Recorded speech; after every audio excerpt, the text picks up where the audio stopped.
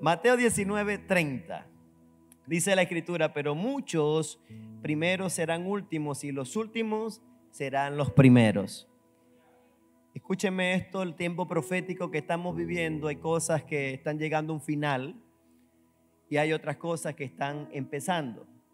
Lo que proféticamente está pasando ahora, hay cosas que llegaron a un punto donde ya usted no va a poder sostenerse ni mantenerse, pero va a iniciar otro proceso. Por eso dice, los últimos serán los primeros. ¿Cuántos de ustedes son la primera generación que conocieron al Señor? Que de su familia ustedes son los primeros que sacaron la manito allá. Ok, gloria a Dios.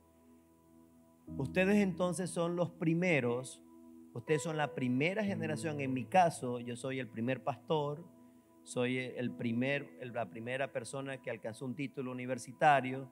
O sea, muchas cosas fui primero, pero en la familia, una de las cosas que se ve es a quien Dios está llamando para empezar algo en él.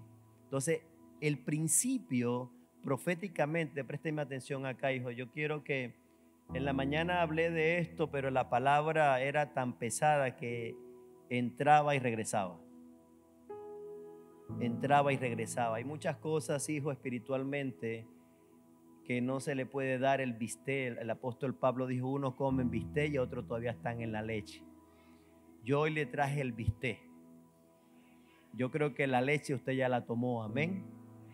Entonces, dice la Escritura que muchos primeros serán los últimos y los últimos van a ser los primeros. Entonces, hay 10 formas bíblicas cómo se mide el tiempo. ¿Cómo usted puede medir un tiempo que usted está pasando en su vida? Usted dice, jamás yo pensé vivir este tiempo en mi vida, matrimonialmente, juvenilmente o familiarmente. Son cosas que espiritualmente están en la atmósfera y se está realizando un escenario profético. Escúcheme esto. Los tiempos proféticos son tan reales, palpables y visibles ahora. Antes las cosas estaban muy ocultas. Ahora las cosas están bien a la luz. Por ejemplo, 3 accidentes de aviones en un día. El accidente de American Airlines, yo estaba orando por esa familia, que Dios lo sostenga, sale de Kansas City. El avión de American Airlines es un American Eagle, un American Águila. Y el equipo, qué casualidad que de Kansas City, Leo, es el equipo que ganó para el Super Bowl. Y el Águila, el otro equipo que se van a ver en febrero, también es el Águila y Kansas City. Del lugar donde salió el avión, el campeón, al lugar donde venía. O sea, los 2 escenarios proféticamente se preparan como un sacrificio, para que sepan esto, preveniendo el Super Bowl. Febrero es la fiesta satánica de los Estados Unidos. Y cada siempre un preámbulo para esa fiesta del Super Bowl, hay sangre, hay sacrificio. En ese Potomac, cuando fui a predicar con mi esposa, el Señor le mostró a mi esposa que en Potomac hay un dragón espiritual. Le mostró un dragón y a la pastora de Cerrato también. Entonces, ¿qué está pasando en el ámbito espiritual? ¿Por qué la persecución a los inmigrantes, a nosotros? ¿Por qué el mundo, el sistema globalista a través de un solo hombre está poniendo a temblar las otras naciones? ¿Por qué se está como un sonido de guerra? ¿Por qué se está palpando tantas cosas? Y en la sociedad un sentimiento de temor, un sentimiento difícil para vivir. Entonces estamos viviendo una realidad profética. Ahora, ¿cómo podemos medir? Le voy a decir 3 cosas para que mida este tiempo. No le voy a hablar más lo que el Señor me dijo en el sacrificio, porque para la gloria de Dios, proféticamente yo investigo las cosas en el mundo espiritual. ¿Qué pasó?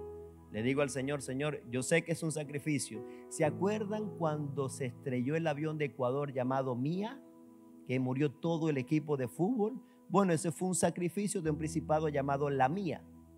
Y ahí murieron todos los jugadores. Todo tiene algo que sacrificarse, pedir para ejercer poder. Le voy a decir algo. todo lo que pasa a ese nivel es a nivel principados. A nivel principado. El Señor me dijo, los principados bajaron más. Ellos se manifiestan en segundo cielo, pero ahora en esta temporada, en este tiempo, bajaron y descendieron más. Quiere decir que la operatividad de ellos va a ser con más acción. Es decir, están listos para destruir lo que haya que destruir.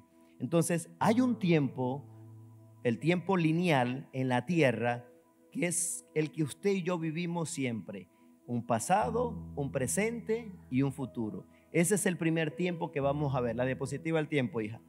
El tiempo pasado, usted vive un pasado, vive un presente, pero usted no sabe su futuro, a dónde va a llegar, a dónde le va a tocar llegar. Por eso vuelvo y le repito, lo que se sienten aquí en la casita acomodadita, que creen que hablan inglés y tienen el carrito de lujo bien bonito y ya están bien acomodaditos.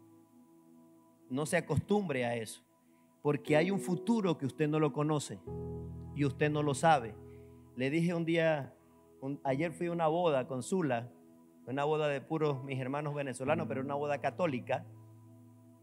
Y estuve ahí en la boda y le dije yo a Zula, ¿qué tal los venezolanos? Me dijo, bien orgulloso, papá. Me dice, así era yo. Así era yo, hija. Y los venezolanos que ves allá es porque Dios los ha cambiado, pero así éramos nosotros. Lo que pasa es que ella vio el venezolano inconverso, el que no tiene a Jesucristo, el que no ha sido transformado. Pero el que ves ahora también lo era. Lo que pasa es que en el tiempo, en el pasado, en el presente y ahora en el futuro, Dios ha hecho cambios en mi vida. Este es el tiempo en el que Dios empieza a entrar a tu vida, a hacer cambios, y al final usted puede presentarse ante Dios más humilde, con más tranquilidad y con otro corazón. Entonces, ¿por qué les digo esto? Porque el Señor me dijo que un día regresarán muchos venezolanos a Venezuela, pero ya no serán los mismos. Ese venezolano no va a regresar como salió de allá, sino que como llevó palo aquí, lo pusieron a limpiar piso tantos años, ahora me voy más tranquilo, más humildito. ¿Me entiende acá? Y no lo estoy ofendiendo porque yo también limpié piso y limpié bastante años poseta. Pero tenemos que entender que hay un tiempo que Dios nos da. ¿Cuál es el tiempo ahora? Hay un presente que estamos viviendo. Hay una realidad que se está viviendo. Pero hay un futuro también que Dios nos permite tener, y ese es el tiempo futuro. El problema es que nadie está asegurando el futuro correctamente para lo que Dios te tiene preparado adelante.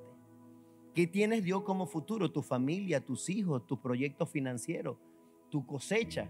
Entonces hay otra manera como medir el tiempo, y es el tiempo ascendente, lo que dice el profeta Ezequiel: ángeles que suben, ángeles que bajan.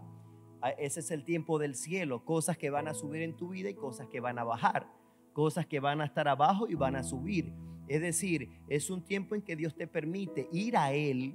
Por eso es importante cuando se convocó a usted al ayuno, que a dónde lo queríamos llevar, a que subiera Él y que Él bajara a la tierra. Por eso dice, todo lo que atéis en el cielo, lo atarás en la tierra. Todos estos tiempos usted lo vive, quiera o no. Entonces hay cosas que van a subir, pero hay cosas que van a bajar también. Lo primero que tiene usted que entender, que por medio de los sacrificios y la fiesta, tú vas a ascender en el mundo espiritual. Por eso, una de las cosas que vivimos nosotros como creyentes y cristianos es que hay cosas que dice la gente, es que él está creciendo. ¿Qué es lo que significa que usted está creciendo? Que usted está aumentando el metrón. Pero hay gente también que está estancada en lo mismo. Quiere decir que usted está en lo mismo. O sea, entonces el cielo no está operando correctamente como un tiempo correcto para usted. Entonces tenemos el otro tiempo en donde Dios entra como un tiempo kairos. El tiempo kairos es el tiempo normal que usted vive, y Él interviene de forma repentina y te cambia todos los planes. Te cambia toda la vida, te cambia toda la realidad. Entonces cuando Él cambia la vida de uno, es cuando Él dice, ahora yo paralizo todo. Paro todo en el tiempo, yo tomo el lugar del presente, el pasado, el futuro, empiezo a colocar, y ahora yo aquí entro en el kairos. En el kairos usted tiene que estar atento a cuando Él va a entrar. Para mucha gente Dios lo visita en un kairos, y como está entretenido en el trabajo, Dios le quiere dar un tiempo diferente, entonces se le pasa por un lado porque no hay evidencia de discernimiento para saber cuando Él entró a tu casa, en tu familia y en tus negocios. ¿Me dice la iglesia amén? Entonces ¿A dónde lo quiero llevar? Al tiempo cíclico. Hay un tiempo cíclico, hay un círculo allí, donde es el tiempo profético. Y aquí le voy a decir por qué hay un principio y por qué hay un final. Porque el tiempo en el cíclico no es igual que el tiempo de la tierra, sino que aquí usted no ve un inicio ni un final. Esto es lo que la Biblia describe como los tiempos cíclicos de Dios. Si usted se va al libro de Génesis y lee el libro Génesis hasta el final, le va a parecer a Génesis como el principio. Entonces siempre Dios hace algo al principio, lo lleva al final y lo mantiene en un círculo. Para Dios, cuando Él entra en un círculo o cíclico, o el Dios cíclico, mantiene a uno siempre en el movimiento. Lo que era antes, ahora es primero, y lo que era primero es postrero. ¿Me sigue acá? O sea, hay cosas que van a suceder en esta generación que nosotros éramos los últimos, pero ahora somos los primeros. ¿Me está siguiendo la iglesia? Por eso le pregunté, ¿quiénes de ustedes son los primeros de la familia? Porque ustedes eran los últimos, pero ahora en Dios ustedes son los primeros. Entonces ese es el tiempo que estamos viviendo, el tiempo de los primeros. Ahora, la gente no sabíamos cómo íbamos a llegar a este tiempo. Vuelvo y le digo, yo me acuerdo cuando mi mamá hacía la fiesta allá con mi papá y eso era cerveza para todo el mundo. Pero ahí había un chiquitito que estaba viendo todo eso, pero era el tiempo que ellos estaban viviendo en el pasado. Pero ahí estaba creciendo un niño y una niña y varios niños, porque la mayoría todos estamos en el Evangelio, todos ya estamos en el Evangelio, que iba a ser la generación que Dios tenía para el futuro. Ellos eran los primeros para ese tiempo, pero había una generación que Dios estaba preparando en el futuro, que ya no iban a ser los últimos, sino que íbamos a ser los primeros. ¿Me sigue la iglesia acá? Entonces, usted en este tiempo, ¿cómo se puede considerar? Usted el que no servía, el que estaba emproblemado, el que tenía tantas cosas, y Dios te dice, ahora eres el primero. ¿Alguien me está escuchando esta palabra? Yo quiero que usted se meta que el tiempo profético, usted no es la cola, sino que en este tiempo usted es la cabeza de este tiempo. Entonces, ¿por qué le digo esto? Génesis 1, verso 1. En Génesis 1, verso 1, una de las tareas que el Señor me dio allá fue Apocalipsis, el leer todo el libro Apocalipsis. Le puedo ser honesto, yo hablé con Leo y le dije allá, hijo, a mí el libro Apocalipsis le meto y después me paro a lo que veo los dragones y después me vuelvo a arrancar y nunca termino Apocalipsis. He terminado los demás libros, pero lo que es Ezequiel y Apocalipsis, yo le tenía un respeto por lo profético que hay allí. Usted se mete a Ezequiel y tiene que meterse en ayuno a orar a Ezequiel. Y si te metes a Apocalipsis, tienes que meterte en 40 días para que lo entiendas. No es porque es difícil, sino para que lo entiendas en la profundidad de la revelación. Porque es que lo que el apóstol Juan ve allí, el cara a cara con Dios, la conversación con el Señor, las manifestaciones, tiene usted que meterse en la película. Yo no soy del que leo la palabra por leerla, no, yo me meto ahí. Bueno, en Génesis 1:1 yo me metí también y le dije al Señor, yo he leído mucho Génesis, sé que en hebreo Génesis es Bereshit, significa el principio, pero hay algo más allá. Y me dijo, sí, dice la escritura, en el principio creó Dios los cielos y la tierra. Fíjese allí que el diccionario Strong, en el número 7225H, dice la palabra rechit.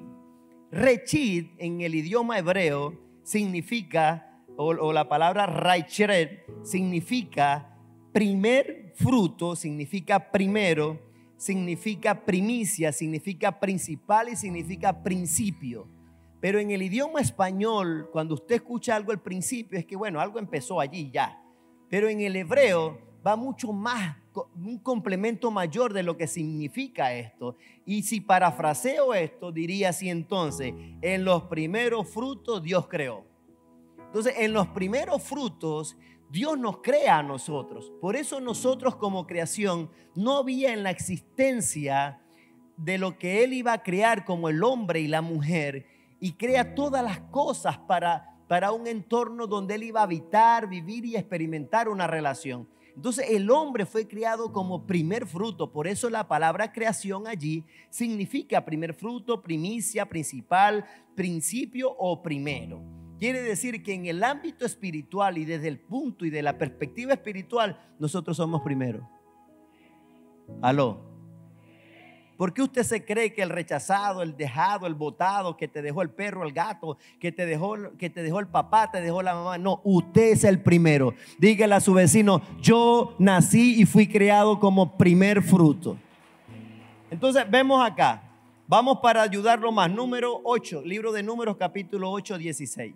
En el libro de Número 8, 16 dice: porque enteramente, hablando de los primeros frutos, no le estoy hablando todavía de las primicias, le estoy hablando de una revelación primera desde la perspectiva humana, creativa. Dice: porque enteramente me son dedicados a mí los levitas entre los hijos de Israel. Mira lo importante que es un adorador. Escúcheme, al que no le gusta adorar, que llegue aquí amargado con los brazos cruzados. Para Dios es tan importante un hombre que ora y adora, que desde el inicio le dijo: a esos que adoran son míos. Todo el que tiene el principio y el llamado de la adoración tiene un privilegio ante Dios, porque Dios dice: a los levitas son míos también. Y los pone de primero.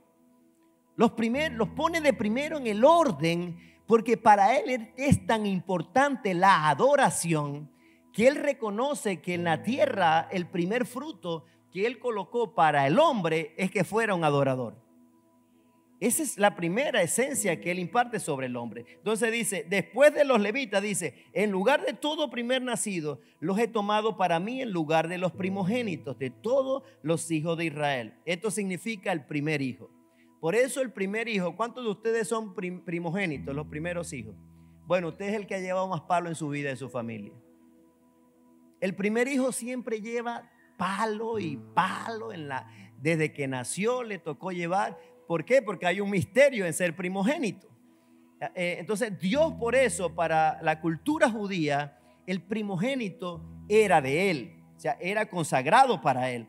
Ahora dice acá: el primogénito entre los hijos de Israel, así todo hombre como animal, desde el día que yo herí a todo primogénito en la tierra de Egipto, lo santifiqué. ¿Para quién? Para mí. Entonces Él santifica lo primero. Todo lo que tiene que ver prioridad, primicia, primero es de Él. Hoy es una fiesta de primicias y más adelante le voy a explicar. Los que no saben esto, hay personas que están viniendo por primera vez acá, pero gloria a Dios, usted vino a esta reunión. Usted se va a enterar que esto no es de pedir dinero, porque gente, no, y ahora me están pidiendo dinero para hacer primicias. No se trata de esto, tiene que ver con el dinero, pero yo hasta ahora no le he hablado de dinero y mira dónde va la cosa, de lo importante que es.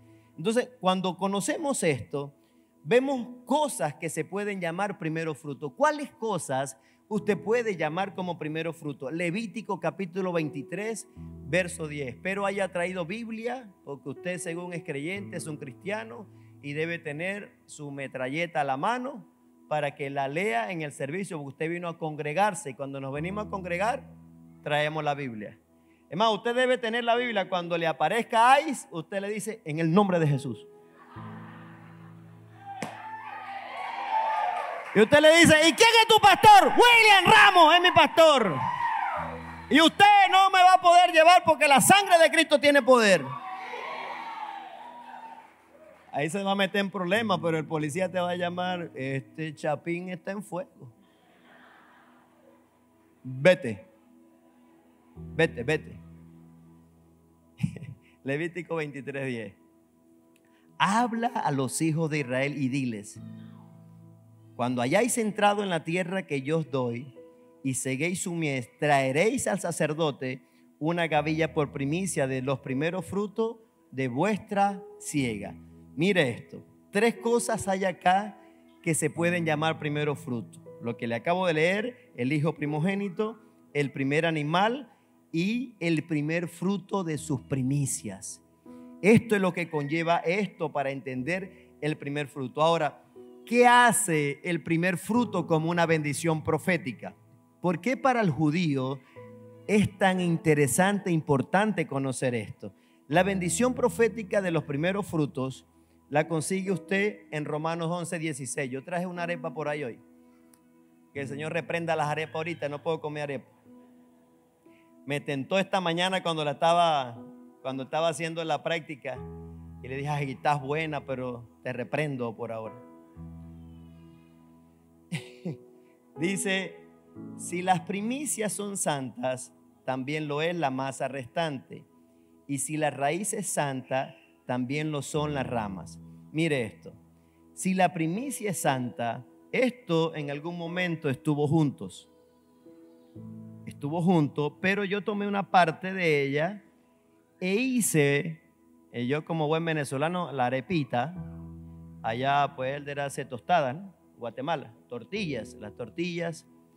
Y tomo la tortilla y la arepa, pero esta es una masa restante en la cual en mi mente sé que de allí voy a disponer más para poder yo consumir más de eso.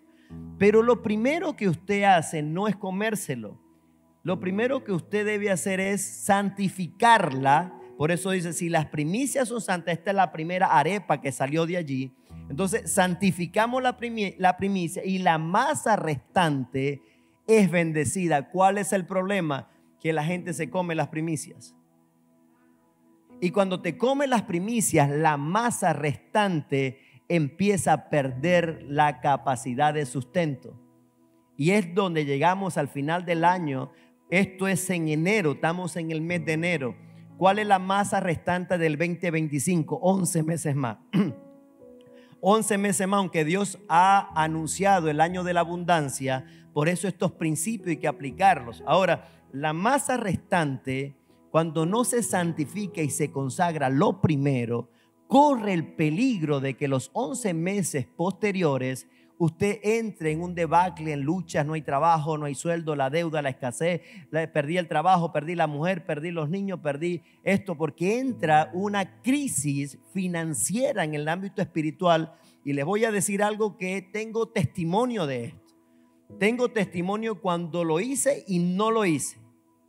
¿Qué pasó cuando lo hice? En el año 2009, cuando yo me retiré de las Fuerzas Armadas y del CENIA en Venezuela como funcionario del Estado, yo por 21 años acumulé todo lo que el fideicomiso establece para darme de regreso. Era mucho dinero en ese tiempo, pero cuando Dios me da eso, me dice, entrégalo como primicia. Había una primicia en ese tiempo. Yo era un nuevo creyente, no sabía muchas verdades, y el Señor me muestra, alguien predicó, no a este nivel, lo predicó más sencillo, y de repente yo dije, voy a llevar mi cheque. Y llevé mi cheque, mi primicia, al altar y entregué mis 21 años de trabajo.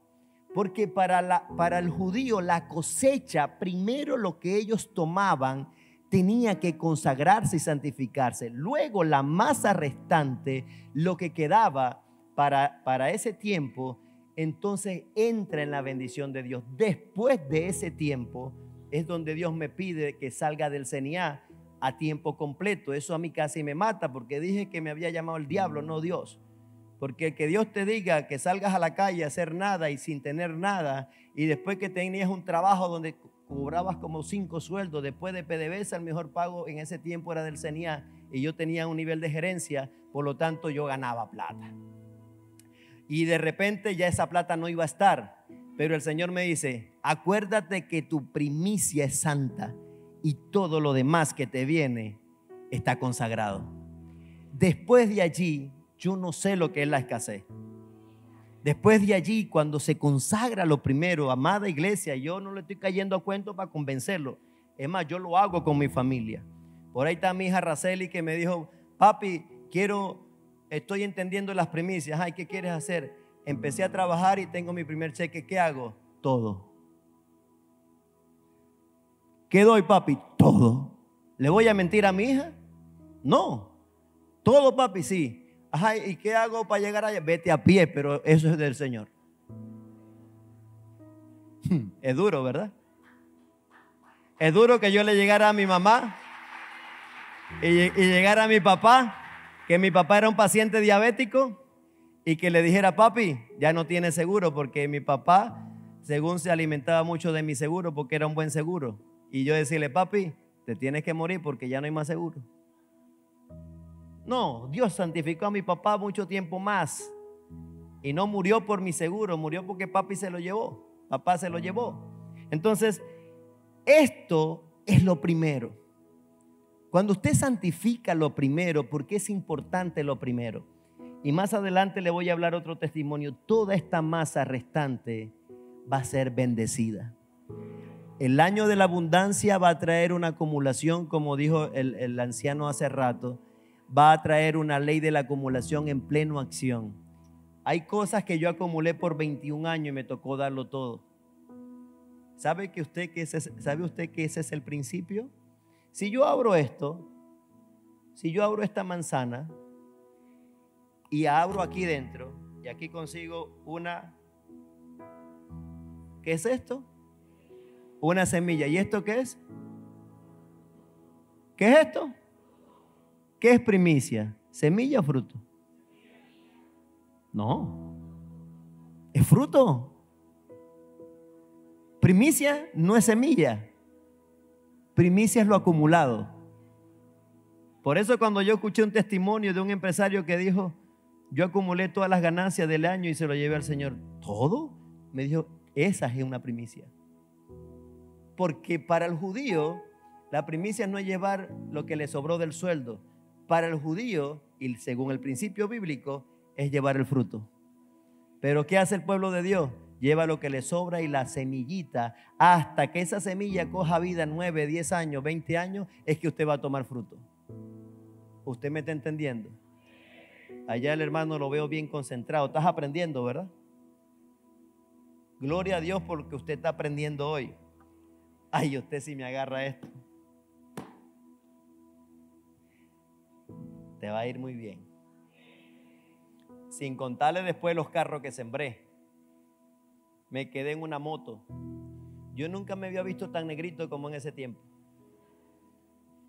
Y sabe usted que la cosecha más tremenda de evangelismo fue mi primer ministerio del evangelismo. Yo no gané tanta gente en ese año que anduve en moto, porque el Señor me dijo, quiero tu carro. Y me pidió el otro carro, 3 carros. Me quedé y le digo yo, ¿y en moto? Me dijo, sí, allá hay una XT 300. Te es más práctica para que te metas para los cerros. Y monté una moto y llevé gente para la iglesia y evangelice. Me tiraba de espalda, me tiraba de pie. Dios te bendiga, ¿cómo estás? Ven acá, te quiero presentar a Jesús. Dale, y me tiraba era Superman en esa moto. Y todos los días eran 40, 50 convertidos, 60 convertidos. La cosecha más grande de milagro y de alma que yo tengo registrada en mi espíritu fue con la moto. Y me dijo el Señor, ¿qué tal la cosecha? Puro carrito, puro aire acondicionado. Bien chévere, bien comodadito, ¿verdad? Lleva sol. Y ahí te quiero ver lo que va a pasar. Fue tremendo lo que pasó allí. Entonces, la bendición profética de los primeros frutos representa al resto de la cosecha que aún no se ha cosechado. Hay cosas que en el futuro, como le hablé, usted no las ha visto, pero como ya entró en la dimensión de las primicias, ya ese futuro está asegurado. ¿Aló? La bendición del primer fruto representa la bendición del resto de la cosecha que aún usted no tiene. Hay cosas que usted no tiene, Liberna, que tú no tienes en tus manitos, hija, pero por cuanto has decidido traer la fiesta de la cosecha, ya lo que no tenías ya existe. Ya está listo. La bendición profética representa esto, de todo lo que estaría relacionado con el primer fruto. Ahora, vaya a Deuteronomio 15, 16 y 16. Deuteronomio 15, 16. Dice la Escritura, 7 días celebrará fiesta solemne a Jehová tu Dios en el lugar que Jehová escogiera, porque te habrá bendecido Jehová tu Dios en todos tus frutos y en toda la obra de tus manos, y estarás verdaderamente alegre. ¿Qué significa esto? Este es el misterio de las cosechas y cómo impacta esto. ¿Por qué es importante, amada iglesia, el primer fruto? ¿Por qué es importante? Porque la bendición, preste atención a esto, cuando yo supe lo que Jesús era como primer fruto, me llamó mucho la atención en poder entender cómo Jesucristo en la cruz, siendo el primogénito de Dios, siendo su primer fruto, fue usado como un sacrificio para que afectara nuestras vidas. Si usted lee Mateo 1:23, Jesús es el primogénito de María.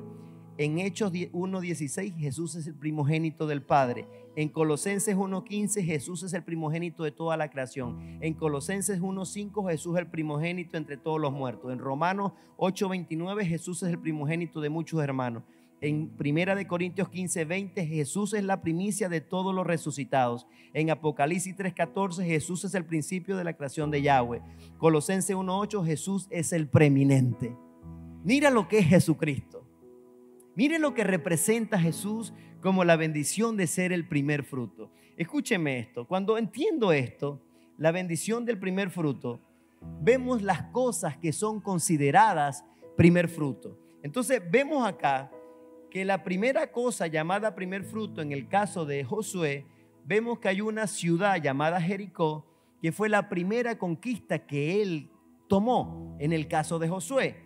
El primer convertido, ¿de dónde sale? De Jericó, en una mujer llamada Ra, que la condición de ella era una ramera. El primero, 120 en el aposento alto, fueron los primeros en estar en avivamiento. Escúcheme esto, la importancia de lo que es ser el primero. Las primicias son los primeros rescatados de la tierra, los 14,000. Los primeros resucitados es la primera resurrección. Entonces, todo lo que tiene que ver con primer fruto está conectado a Jesucristo. Ahora, présteme atención a esto. La primera ciudad que se conquista realmente en el caso de Josué, vayamos a Josué capítulo 5, verso 10. En Josué capítulo 5, verso 10, vemos acá que la escritura dice, leemos en el nombre del Padre, del Hijo y del Espíritu Santo, dice, y los hijos de Israel acamparon en Gilgal y celebraron la Pascua, ¿los qué? Los 14 días del mes por la tarde en los llanos de Jericó. Al otro día de la Pascua, preste atención a la escritura, comieron del fruto de la tierra, los panes sin levadura, y el mismo día las espigas nuevas tostadas. Esto es primer fruto. Y el maná cesó el día siguiente desde que comenzaron a comer el fruto de la tierra. Y los hijos de Israel nunca más tuvieron maná, sino que comieron de los frutos de la tierra de Canaán aquel año. Gloria al nombre del Señor. Mire esto, dele palmas al Señor para explicarle. Ahora, preste atención acá. La consagración del primer fruto para Josué como asignación de Dios era conquistar la tierra prometida. Pero Josué, después de la travesía de 40 años primero, 40 años después, están presentes a la tierra de la abundancia. Diga conmigo la abundancia. Yo quiero que usted se visualice frente a Jericó y usted vea que ya no va a comer más maná, sino que va a comer de la bendición del Señor. Algunos lo creen, no saben qué es el simbolismo maná. Para ese tiempo el maná tenía un simbolismo, pero la transición que había del maná a los frutos, a los primeros frutos, tenía una repercusión tan importante para ellos, porque hasta ese momento esa generación iba a ver los frutos que estaban a los ojos de ellos. Es diferente ver esto. La Pascua, entonces mire esto. Dice acá que Josué se aparece en Jericó, en la tierra de la abundancia, un día 14, dice acá. Los hijos de Israel acamparon, dice acá, en el 14 del día del mes. Mire la importancia de esto. El 14 del día de ese mes, no dice el mes, pero sí sé que es el mes de Nisán. Nisán, aparece Josué en Jericó. Y el 14 del mes están celebrando una fiesta llamada la Pascua. Usted ya sabe las 7 fiestas de Israel que se le hacen al Señor. Entonces, Pascua se celebra el 14 de Nisán. El 15 de Nisán hay una fiesta llamada panes sin levaduras. Y el 16 de Nisán es la fiesta de los primeros frutos. Escúcheme algo. No entraron en la Pascua, no entraron en panes sin levadura, entran en las primicias. Ellos entran a la tierra de Jericó en plena celebración de una fiesta de primicias. Por eso lo que estaba al frente de ellos era la conquista de un territorio que Dios les permitía tener, y eran tomados como primicias. Primero primicias de ellos, conociendo la primicia del Señor, y la primicia existente que estaba preparada 80 años atrás. Escúcheme esto, que esa generación no sabía lo que existía al frente de ellos. Mire el futuro, ya Dios lo tenía preparado por ellos. Por eso el maná cesó, simbolismo del maná, que hay cosas que van a cesar en tu vida para que entres a la bendición de la tierra de la abundancia.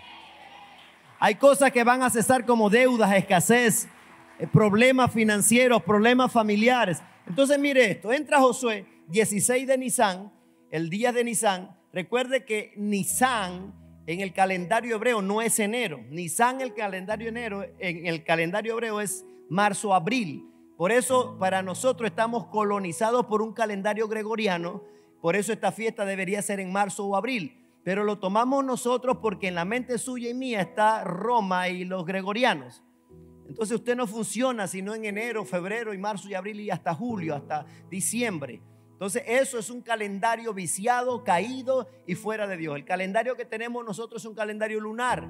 Por eso Jericó significa menguante, luna caída, luna llena, luna vacía. Por eso este calendario y lo que estamos en este calendario tenemos altas, bajas, menguamos, subimos, estamos bien, estamos mal, porque eso también rige el mundo espiritual. ¿Me está siguiendo la iglesia?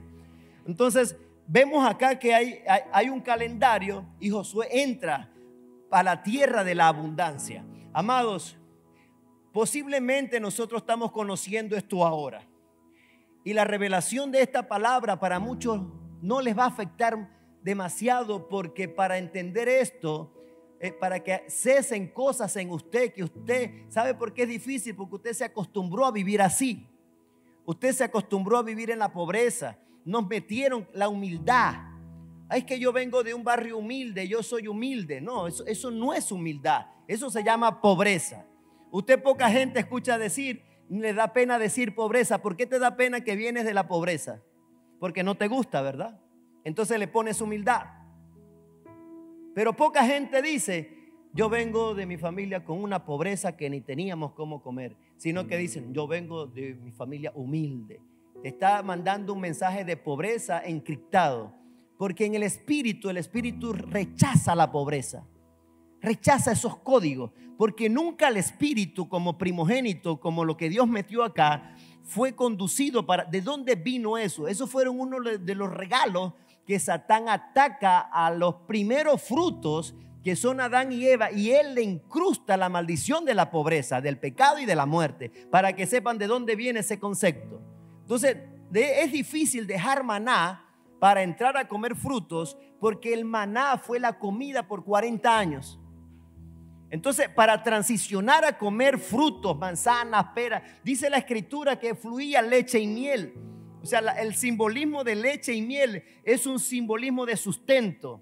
Es un simbolismo de que todo era agradable, de que ahí no había nada escaso, de que todo era abundante, de que todo era exagerado. Entonces, ellos se presentaron a la tierra y entran en una primicia. Por eso lo que sigue a continuación es un problema. Como ellos no sabían, la fiesta de las primicias se celebraban 7 días. Ya le hablé, Pascua, los panes sin levadura. La pregunta es, ¿por qué Dios los metió en esa fiesta y no los metió en Pascua?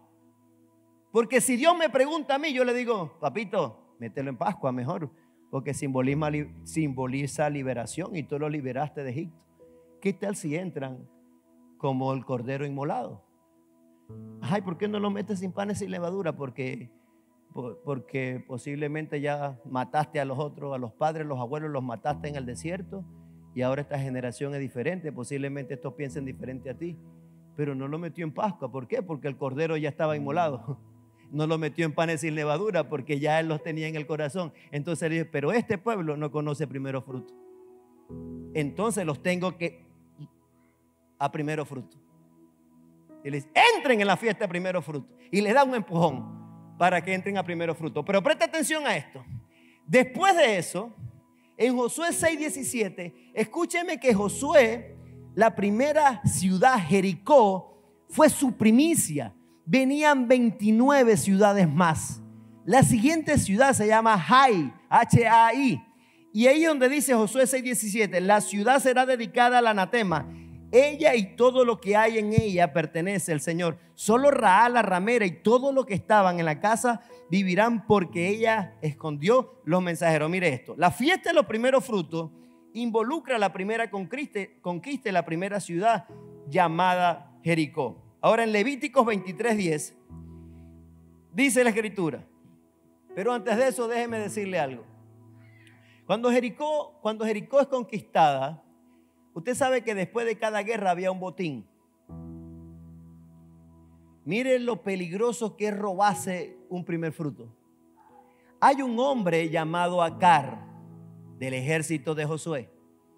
Y Josué vio un lingote de oro, vio unos platicos de plata y vio un manto bonito y fue y lo escondió. Estos son los que esconden las primicias, los primeros frutos. Lo escondió y en el momento que roba primicias, porque el botín era la primicia de Josué, y aún ese botín se tenía que consagrar a Yahvé. Cuando él roba, la ciudad cae en anatema, en una maldición. Por eso hay mucha gente viviendo en una maldición financiera. Nada florece. Todo se lo roban o todo se lo quitan y no hay algo para sostenerse. Entonces, este hombre oculta parte del botín y cuando oculta el botín, viene otra guerra, porque usted va a tener otra guerra. Y cuando van a Jai, perdieron. Los vencieron con menos soldados porque Jericó y los soldados de Josué duplicaban. Y estos con menos vencieron a Israel. Por eso hay muchas guerras que el pueblo de Dios está perdiendo por cuanto no han podido consagrar el primer fruto. Y hay gente que se mete a otra guerra, se mete a negocios, quiere emprender algo, quiere salir adelante y quiere buscar una escapatoria y nada sale bien. ¿Por qué? Porque no hay primero fruto consagrado. Y la masa restante no tiene actividad dimensional de producir. Entonces, esta gente, este Acar, le condena en el mundo espiritual a la siguiente ciudad. Y mire que las ciudades que venían eran fácil conquistarla. Simplemente Jericó era primer fruto. Ahí es donde estaba la abundancia preparada para ellos. Y las 31 ciudades más, Jericó era la 1, faltaban 30 más. ¿Cuáles son las siguientes ciudades? Jai, Jerusalén, Hebrón, Yarmol, Laquis, Eglón, Geser, Debir, Heder, Ormá, Arad, Ligná, Dulán, Macedán, Betel, Tapúa, Efer, Afet, Sarón, Madón, todos estos dones. Y esas ciudades, eso es lo restante que tenía Dios para Jericó, para Josué. Pero por cuanto pervirtieron la consagración del primer fruto, se convierte en anatema. Todo el que toque primer fruto, hijos, va a tener un anatema en la casa. Y gente cuestiona, el pastor se roba la plata, el pastor se roba esto, en esa iglesia pide mucha plata, ese pastor mire el pantalón que tiene y no sabe que me lo regalaron. Y empiezan a criticar, porque los Acar son los que roban la abundancia que Dios tiene preparado para alguien. Por eso es importante, mire amados, por la misericordia de Dios, este personaje que usted ve acá se alimenta y se nutre de la verdad. Y tengo amigos judíos, me metí a estudiar en la Universidad de Israel y cuando me pongo a escuchar unos tipos, amados, sabe que yo quiero meterme en un problema y quiero empezar a mentarle la madre a la gente por YouTube. Pero como yo soy un revolucionario peleón, sé que voy a tener problemas porque yo sé cómo golpear. Y yo me pongo a escucharlo y hay una viejita que, pastor, le voy a hacer una pregunta. Dígame, señora.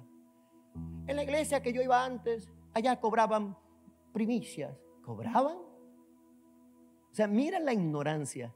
Entonces el tipo le responde Levítico 23 y le explica, pero cuando le va a explicar cortan el video porque el tipo no sabía cómo explicarlo. Y según era un judío, porque no crea que los judíos que están saliendo por ahí son de verdad. Hay una gente que dice que son judíos porque terminaron la universidad, empezaron a hablar hebreo y se pusieron la cosa aquí y es de allá de México. Ahora yo soy judío, yo soy de la tribu de Judá. Y yo seré de la tribu de Neftalí entonces. O de Zabulón, que eran los peleoneros en el agua.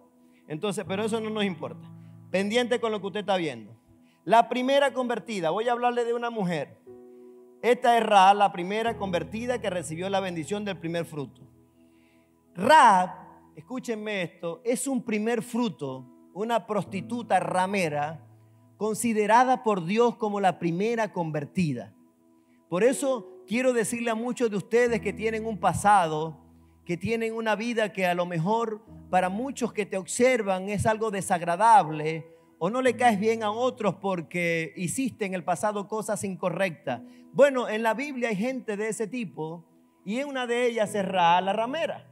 Rahab la ramera entra en un epicentro cuando Josué va a entrar a conquistar la tierra prometida. Acuérdate que Rahab era parte de las primicias, pero como primicia Rahab debió haber muerto. A ella debió haber sido degollada por una espada de Israel. Pero Rahab hizo algo a favor del pueblo de Israel, que escondió los espías. Ahí fue la casa, ahí fue el lugar donde los que iban a tomar los primeros frutos fueron alojados para prevenir que lo descubriera el otro ejército de Jericó.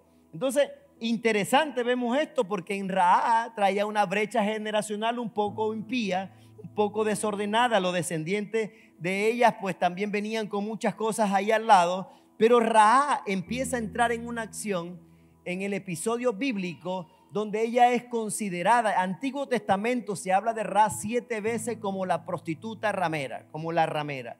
Pero cuando vemos a esta ramera en acción, tenemos que estudiar el libro de Josué 2:18, que ahí es donde habla quién es la ramera como tal. Dice: a menos que cuando entres en la tierra ates este cordón de hilo escarlata a la ventana por el cual nos deja bajar, y reúnas contigo en tu casa tu padre, tu madre, tus hermanos y toda la casa de tu padre. Mire esto, que la acción de Rahab introdujo a toda su genética para una protección de Dios y una prevención de muerte de ellos. Que la única cosa que ella iba a hacer era colocar un cordón escarlata en la ventana. Hay un proverbio que los judíos usan mucho, creo que es el 31, Proverbio 31, 21. Esto lo usan los judíos para referirse a las mujeres, como se refieren también a la mujer virtuosa, quien la hallará. Pero aquí se refieren a ellas con un concepto, nombrando el Antiguo Testamento en Josué. Y dice así: no tiene temor de la nieve. Ellos los cantan, ese proverbio ellos los cantan en medio de la adoración. Dice: no tiene temor de la nieve por su familia, porque toda su familia, mira esto, toda su familia está, ¿de qué? De ropas dobles. Una versión dice: todo lo de su casa llevan ropa escarlata. Esa ropa escarlata es Rahab la ramera. Entonces el proverbio, el judío, cuando nombra este verso bíblico, recuerda a Rahab. Pero mire usted esto, que Rahab la ramera para este tiempo empieza a usar un rompimiento en la brecha generacional. Y en la brecha generacional vemos acá que la única vez que se nombra Rahab la ramera, Antiguo Testamento, 7 veces hablando mal de ella o hablando la verdad de su concepto. Pero en Nuevo Testamento aparece Rahab también, pero ahora el problema es que aparece en Mateo 1:5. Y la descripción en Mateo 1:5 es que ahora aparece: Salmón engendró de Rahab. Mira dónde está Rahab ahora, ya no dicen prostituta, ya no es la ramera, sino que dice Salmón. ¿Y quién era Salmón? Pues déjeme decirle, Salmón era uno de los espías, escudero de Josué. Ese fue uno de los que se escondió, y a Salmón nunca se le olvidó la fidelidad de la ramera. Nunca se le olvidó el favor que le hizo. Por eso el agradecimiento en el mundo espiritual es una moneda interesante. Y vemos acá, engendró a Ruc. Mira esto. Rahab engendró ¿a quién? A Boz. Boz engendró ¿a quién? Ruc. ¿Quién es Ruc? Una moabita idólatra, medio bruja, que entra en acción, porque ahora el hijo de Ruc con Salmón nace Boz. Boz desata sobre Ruc y viene Obed. Y Obed engendró a Isaí. Isaí engendró al rey David, y de ahí viene Jesús. ¿Usted está entendiendo esa primicia? Por eso usted no se preocupe de dónde viene lo que es ahora. Preocúpese porque usted es una primicia del Señor. Oh, alguien me estuviera entendiendo esto. Aleluya. Posiblemente usted no vale nada ahora y dicen: esa es la ramera. Ese es el alcohólico drogadicto. Ese es, y no que tú no sabes, es que tú eres un engendro genético del Señor, que vas a conquistar la tierra. Aleluya. Mire esto. Ella vino a ser la primera mujer convertida como primogénito. Vino a ser la primera que se convirtió y cambió el destino de la familia.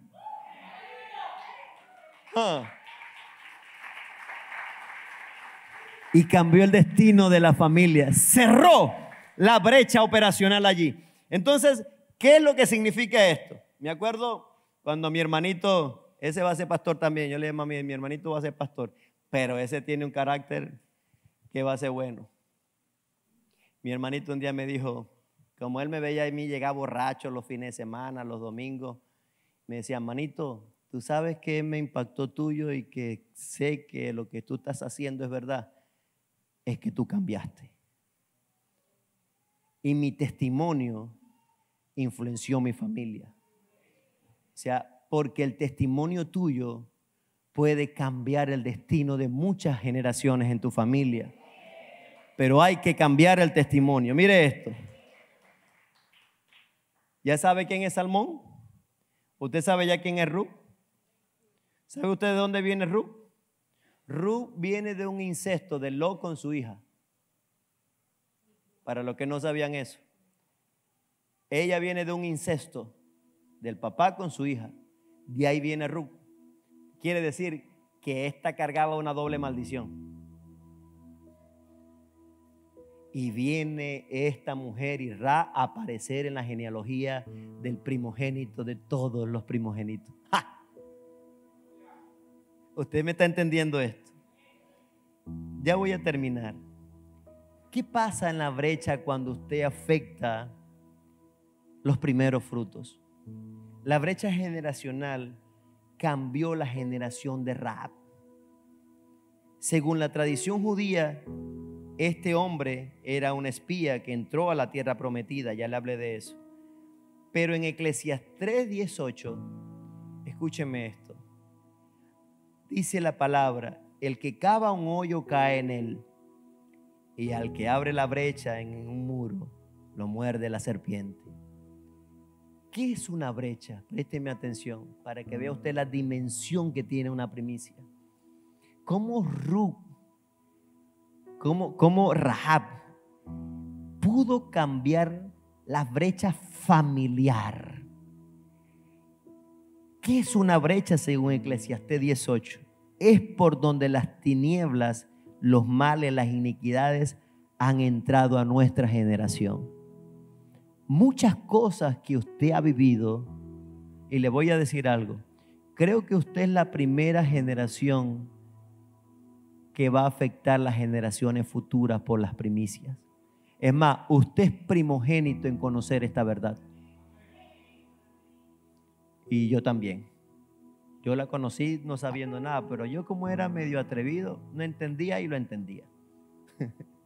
Tírese por ahí, ¿cómo? ¿De espalda o de frente? Tírate como quiere, entonces me voy de frente. Pero lo que decían yo lo creía. Y de paso yo vengo de caminar con generales, mayores, capitanes, y cuando llego el que me manda a tirar es una mujer. Ahí me mató el Señor. Esa fue mi autoridad, la que ahora es mi suegra. Y doy gracias por lo que ella me enseñó. Pero ella me decía, tírate. ¿De qué? ¿De lado, de frente? ¿Cómo es? Tírese y más nada, hijo, vaya. Y obedecía. Pero ahora hay que explicarle, pastora. Hay que decirle el punto y la coma. Quieren entender todo y no entiendes que hasta que usted no haga 40 días no lo va a entender. Quieren saber las cosas rápido porque ahora todo es microondas. Es rápido. Entonces, las generaciones pasadas, la presente y las futuras, de manera que si no se acaba esa brecha generacional, continuará abierta. Los siguientes, los hijos, son los que se van a portar así. Entonces, en conclusión, para terminar, amada iglesia, estamos en una fiesta de la primicia. La primicia de esta temporada va a tener varios efectos. Uno de esos efectos es cerrar la brecha generacional. ¿De qué? De pobreza, de miseria, de escasez, de deuda. Yo sé que mi mamá, el tiempo que ha estado aquí, ella hace muchas preguntas. Y yo una vez hablando con ella me dice, nosotros no venimos. Y claro que sí, mami, nosotros venimos de una pobreza bien profunda. Y empecé a sacarle los trapitos. ¿Se acuerda usted dónde vivíamos? ¿Se acuerda usted del rancho sin piso? ¿Se acuerda usted de acá? Y yo estoy haciendo un árbol genealógico, aprovechar que todavía está viva, para sacar y reventar la raíz, porque si la masa y la raíz son cortadas, entonces se santificará. Hay muchas cosas que usted no sabe de sus antepasados y que aunque usted trabaja como un burro 14 horas, no tiene vida. Porque hay una raíz que te persigue, hay una maldición que está detrás de nosotros. Nos portamos bien, ayunamos, pactamos, diezmamos y todavía en la misma cosa. Leemos la Biblia, intercedemos, guerreamos, damos palo por la costilla, damos palo por allá y no pasa nada porque hay que cerrar la brecha generacional. ¿Me está escuchando la iglesia?